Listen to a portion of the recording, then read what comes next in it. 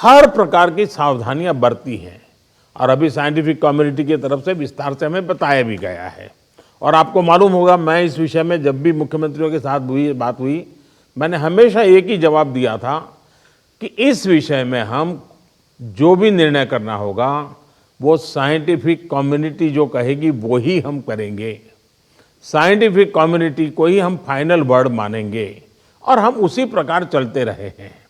कई लोग कहते थे, देखिए दुनिया में वैक्सीन आ गई, भारत क्या कर रहा है, भारत सो रहा है, इतने लाख हो गया, इतना हो गया, भारत कुछ, ऐसी भी चिल्लाहट हुई। लेकिन फिर भी हमारा मत था कि ये साइंटिफिक कम्युनिटी और जो इसके लिए जिम्मेवार लोग हैं उनकी तरफ से जब आएगा तभी हमारे लिए उचित होगा और हम उसी दिशा में चले हैं। बड़ी बात जो मैं दोहराना चाहता हूं कि हमारी दोनों वैक्सीन्स दुनिया की दूसरी वैक्सीन से ज़्यादा कॉस्ट इफेक्टिव है। हम कल्पना कर सकते हैं, अगर भारत को कोरोना टीकाकरण के लिए विदेशी वैक्सीन पर पूरी तरह निर्भर रहना पड़ता तो हमारे क्या हालत होते, कितनी बड़ी मुश्किल होती, हम उसका अंदाज लगा सकते हैं। ये वैक्सीन भारत की स्थितियां और परिस्थितियों को देखते हुए निर्मित की गई है। भारत के टीकाकरण का जो अनुभव है, जो दूर सुदूर क्षेत्रों तक पहुंचने की व्यवस्थाएं हैं, वो कोरोना वैक्सीनेशन कार्यक्रम में बहुत उपयोगी सिद्ध होने वाली है। साथियों, आप सभी राज्यों के साथ सलाह मशवरा करके ही ये तय किया गया है कि टीकाकरण अभियान की शुरुआत में किसे प्राथमिकता दी जाएगी। हमारी कोशिश सबसे पहले उन लोगों तक कोरोना वैक्सीन पहुंचाने की है जो देशवासियों की स्वास्थ्य सुरक्षा में जुटे हुए हैं, जो हमारे हेल्थ वर्कर्स हैं, सरकारी हो या प्राइवेट, पहले उनको टीका लगाया जाएगा। इसके साथ साथ हमारे जो सफाई कर्मचारी हैं, दूसरे फ्रंटलाइन वर्कर्स हैं, सैन्य बल है, पुलिस और केंद्रीय बल हैं, होमगार्ड है, डिजास्टर मैनेजमेंट वॉलेंटियर समेत तमाम सिविल डिफेंस के जवान हैं, कंटेनमेंट और सर्वेलेंस से जुड़े रेवेन्यू कर्मचारी हैं, ऐसे साथियों को भी पहले चरणों में टीका लगाया जा रहा है। देश के अलग अलग राज्यों के हेल्थ वर्कर्स, फ्रंटलाइन वर्कर्स की संख्या देखें तो एक करीब 3 करोड़ होती है। ये तय किया गया है कि पहले चरण में इन 3 करोड़ लोगों को वैक्सीन देने के लिए जो खर्च होगा वो राज्य सरकारों को वहन नहीं करना है, भारत सरकार इसको वहन करेगी।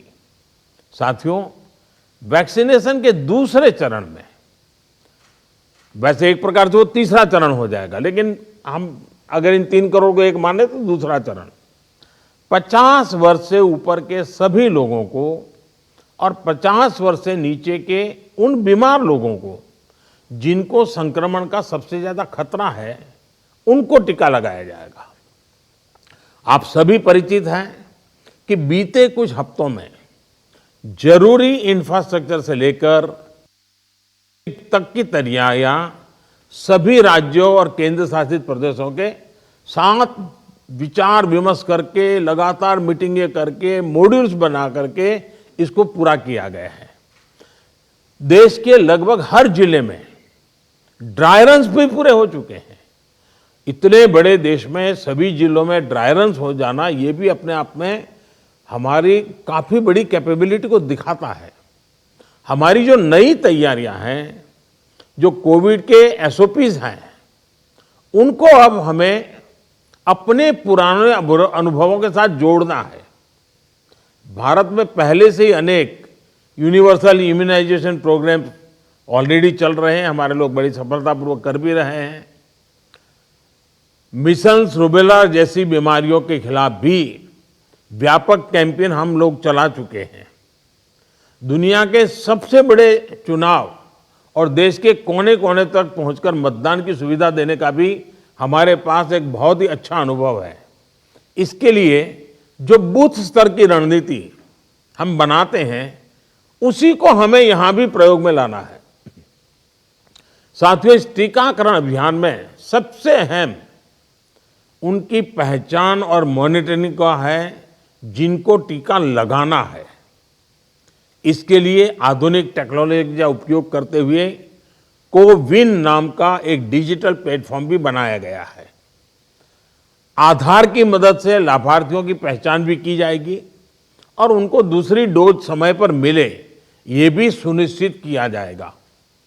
मेरा आप सभी से विशेष आग्रह रहेगा कि टीकाकरण से जुड़ा रियल टाइम डेटा कोविन पर अपलोड हो, ये सुनिश्चित करना है।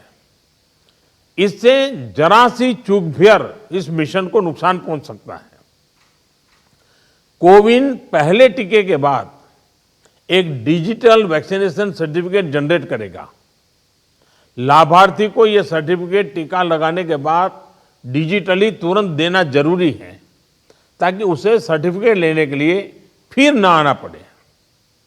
किसको टीका लग चुका है, ये तो इस सर्टिफिकेट से पता चलेगा ही, साथ ही दूसरी डोज उसको कब लगेगी, इसके रिमाइंडर के रूप में भी ये काम करेगा। दूसरी डोज के बाद फाइनल सर्टिफिकेट दिया जाएगा। साथियों, भारत जो करने वाला है, उसे दुनिया के अनेक देश फिर फॉलो करेंगे, इसलिए हमारी जिम्मेदारी बहुत ज़्यादा है।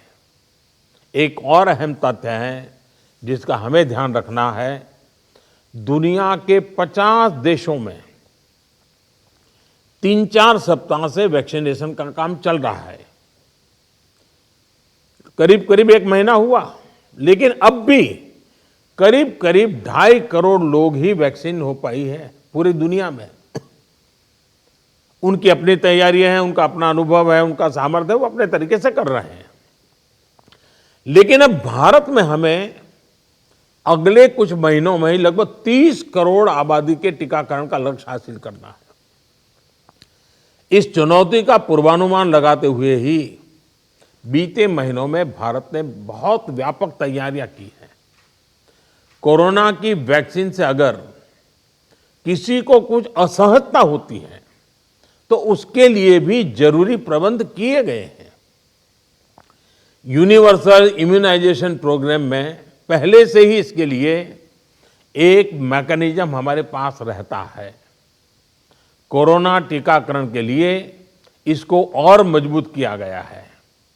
साथियों, वैक्सीन और टीकाकरण की इन बातों के बीच हमें ये भी याद रखना है कि कोविड से जुड़े जो प्रोटोकॉल हम फॉलो करते आ रहे हैं, उनको इस पूरी प्रक्रिया के दरमियान भी बनाए रखना है।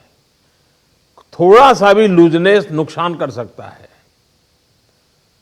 और यही नहीं, जिनको टीका लगाया जा रहा है, वो भी संक्रमण को रोकने के लिए जो सावधानियां हम लेते रहे हैं, उनको फॉलो करते रहे। ये सुनिश्चित करना ही होगा। एक और बात जिस पर हमें बहुत गंभीरता से काम करना है, हर राज्य, हर केंद्र शासित प्रदेश को ये सुनिश्चित करना होगा कि अफवाहों पर, वैक्सीन से जुड़े अपप्रचार को कोई हवा न मिले। इफ्स और बट्स से बात नहीं होनी चाहिए। देश और दुनिया के अनेक स्वार्थी तत्व हमारे इस अभियान में रुकावट डालने की कोशिश कर सकते हैं। कॉरपोरेट कंपटीशन भी इसमें आ सकती है। कंट्री का प्राइड के नाम से भी आ सकता है। बहुत सी चीजें हो सकती हैं। ऐसी हर कोशिश को देश के हर नागरिक तक सही जानकारी पहुंचाकर हमें नाकाम करना है। इसके लिए हमें धार्मिक और सामाजिक संस्थाओं, NYK हो, NSS हो, सेल्फ हेल्प ग्रुप्स हो, प्रोफेशनल बॉडीज हो, रोटरी, लायंस क्लब जैसे संस्थाएं हो, रेड क्रॉस जैसी संस्थाएं हो, इन सबको हमने साथ जोड़ना है। जो हमारी रूटीन स्वास्थ्य सेवा हैं, जो दूसरे टीकाकरण अभियान, वो भी ठीक से चलते रहें, इसका भी हमने ध्यान रखना है। क्योंकि हमें मालूम है कि हम 16 को शुरू कर रहे हैं, लेकिन हमारी 17 को एक रूटीन वैक्सीन का भी डेट है। तो इसलिए हमारा जो रूटीन वैक्सीन का काम चलता है, वो भी कहीं डैमेज नहीं होना चाहिए। आखिरी में एक और गंभीर विषय के बारे में आपसे जरूर बात करना चाहता हूं। देश के 9 राज्यों में बर्ड फ्लू की पुष्टि हुई है। ये राज्य हैं केरला, राजस्थान, हिमाचल प्रदेश, गुजरात, हरियाणा, उत्तर प्रदेश, मध्य प्रदेश, दिल्ली और महाराष्ट्र। बर्ड फ्लू से निपटने के लिए पशुपालन मंत्रालय द्वारा कार्य योजना बनाई गई है, जिसका तत्परता से पालन आवश्यक है। इसमें डिस्ट्रिक्ट मजिस्ट्रेट की भी बड़ी भूमिका है। मेरा आग्रह है कि प्रभावित राज्यों के मुख्यमंत्री साथी भी मुख्य सचिवों के माध्यम से सभी डिस्ट्रिक्ट मजिस्ट्रेट का मार्गदर्शन करें।